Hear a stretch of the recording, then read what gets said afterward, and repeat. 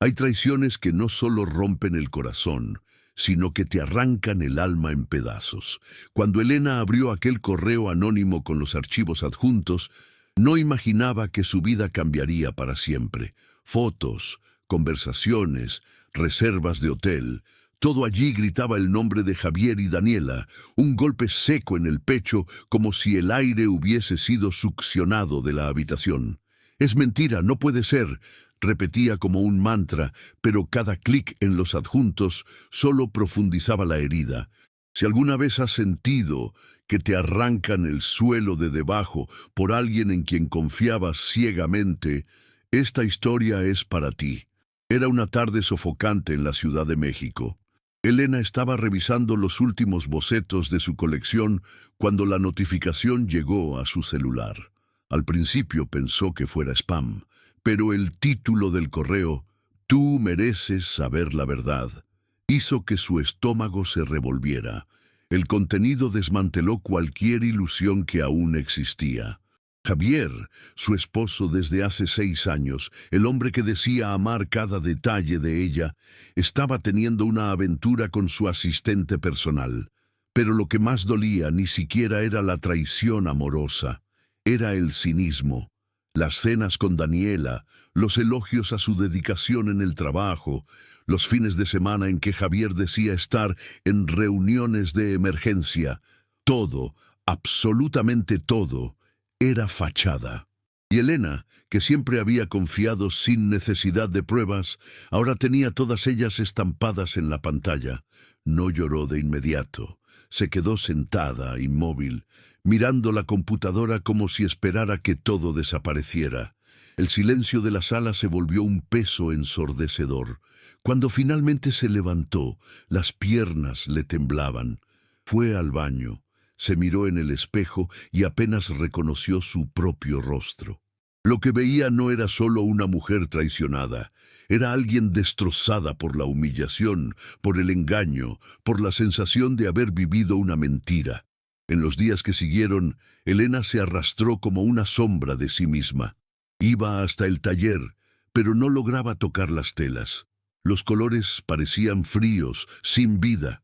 Sus ideas, antes vibrantes, estaban apagadas. Se sentía vacía, como si Javier no solo hubiera arrebatado su confianza, sino también su creatividad, su brillo, su identidad. Todo comenzó a cambiar en una tarde en la que ella, casi sin fuerzas, decidió visitar el antiguo departamento de su madre, donde había dejado algunas cajas tras el matrimonio. Quizás buscaba algo de consuelo en los recuerdos de la infancia, o simplemente quería huir de casa por unas horas, pero al llegar allí encontró la puerta entreabierta. El susto hizo que su corazón se disparara. Pensó en un robo, pero al empujar la puerta vio algo aún más increíble.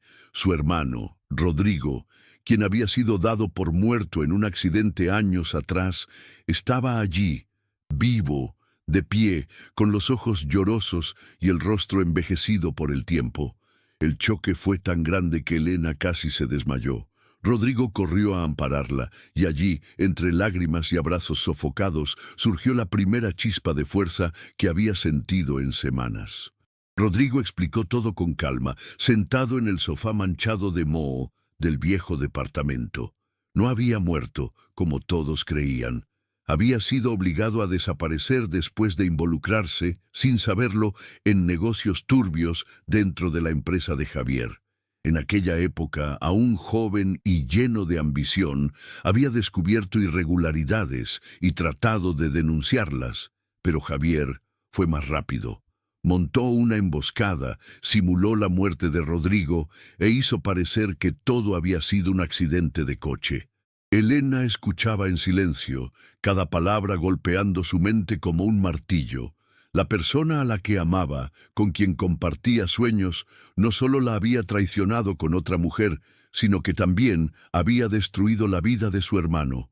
Ese reencuentro, tan improbable como necesario, reavivó en ella algo que hacía días parecía muerto.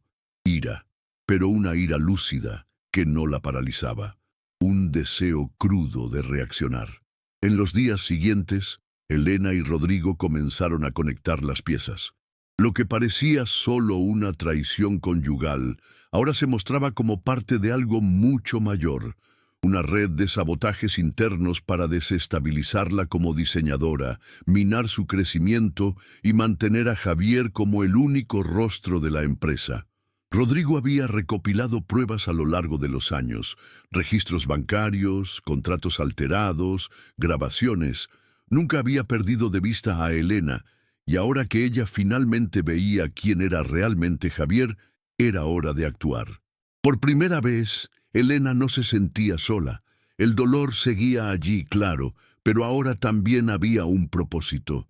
Con el apoyo de Rodrigo, decidió no solo confrontar a Javier, sino reconstruir su carrera con aún más firmeza.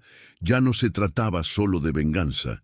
Era cuestión de recuperar lo que le pertenecía por mérito, talento y verdad. Lo primero que hizo Elena fue retomar el control de sí misma. Volvió al taller con los ojos pesados, pero decidida. Pasó horas revisando sus antiguos croquis, reorganizando telas, limpiando cada rincón, como si también estuviera limpiando los restos de una versión antigua de sí misma. Envió un mensaje breve a Javier, simplemente diciendo que necesitaba alejarse de la empresa por tiempo indefinido, sin explicaciones, sin confrontación, aún. El silencio era su nueva arma. Sabía que él se extrañaría, que trataría de mantener el control, pero esta vez ella no reaccionaría como antes. Estaba preparando el terreno. Poco a poco comenzó a esbozar una nueva colección, inspirada no en el glamour, sino en las grietas que ahora reconocía en sí misma. Modelos más austeros, cortes asimétricos, colores contrastantes. Era como plasmar el dolor en la tela y transformarlo en algo hermoso, fuerte, crudo, verdadero. Mientras tanto, Rodrigo trabajaba tras bambalinas. Revisaban contratos antiguos, identificaban pagos extraños y encontraban conexiones entre proveedores fantasmas y cuentas en el extranjero vinculadas a Javier. Todo con el cuidado de quien sabe que un paso en falso puede arruinarlo todo. Fue en esa fase que Elena descubrió que en los últimos 2 años su nombre había ido siendo borrado poco a poco de los créditos de creación de las colecciones. Ella, que diseñaba hasta el mínimo detalle, estaba siendo reducida a una colaboradora cualquiera en las presentaciones y materiales de prensa. Todo hecho de manera sutil, casi imperceptible, pero planeado. Javier no solo quería borrarla del matrimonio, quería borrarla del mercado. Eso dolió más que las fotos con Daniela. Era como si quisiera robarle hasta su esencia. Pero Elena, ahora con las riendas en sus manos, decidió transformar todo eso en combustible. Si querían borrarla, ella se aseguraría de brillar. El cambio definitivo comenzó cuando Elena recibió la invitación para participar en una feria independiente de moda local.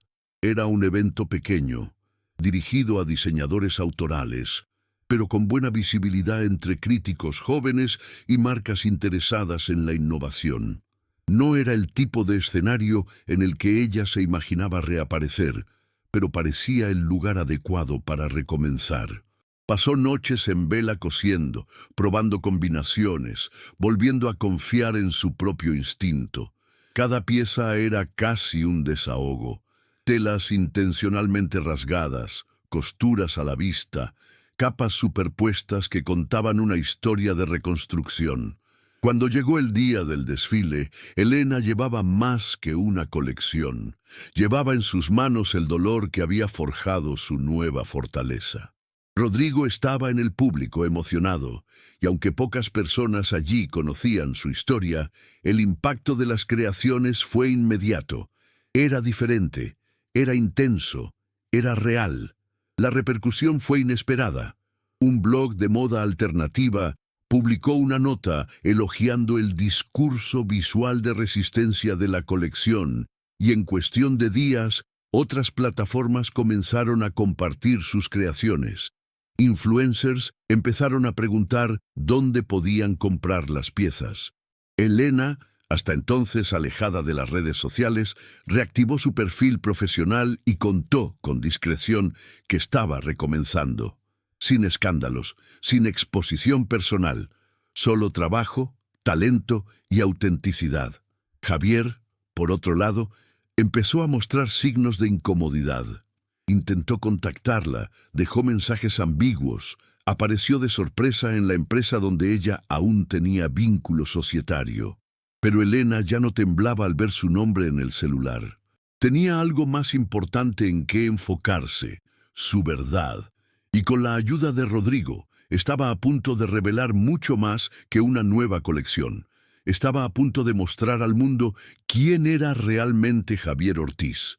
Fue durante una reunión con una antigua socia de la empresa de Javier que Elena y Rodrigo obtuvieron la pieza final del rompecabezas. La mujer, discretamente, confirmó que Javier había falsificado la firma de Elena en varios documentos para aprobar compras sobrevaloradas y desviar fondos a cuentas a su nombre. Todo esto mientras ella aún era oficialmente directora de creación de la marca. Con los registros bancarios, los contratos manipulados y las capturas de pantalla proporcionadas por ex empleados, el material estaba completo. Pero Elena no quería un escándalo, no quería titulares, quería justicia. Junto con un abogado de confianza de Rodrigo, presentaron una denuncia detallada con anexos y testigos, sin alboroto. Mientras tanto, ella seguía trabajando como si nada estuviera pasando, con la serenidad de quien ya había visto lo peor y ahora sabía de lo que era capaz.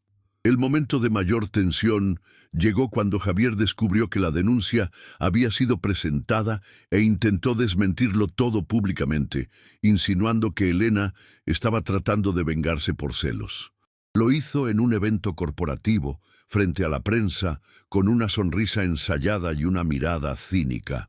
Pero lo que él no esperaba era que, ese mismo día, Elena lanzara oficialmente su nueva marca, independiente de la antigua empresa, con el apoyo de nuevos inversores, muchos de los cuales se alejaron de Javier tras el inicio de las denuncias que comenzaron a circular discretamente. Presentó una nueva colección titulada Resiliencia. Cada pieza llevaba etiquetas con frases que hablaban de renacimiento, coraje y ruptura con el silencio. El público aplaudió de pie. No se trataba solo de moda, era una cuestión de historia, identidad y voz.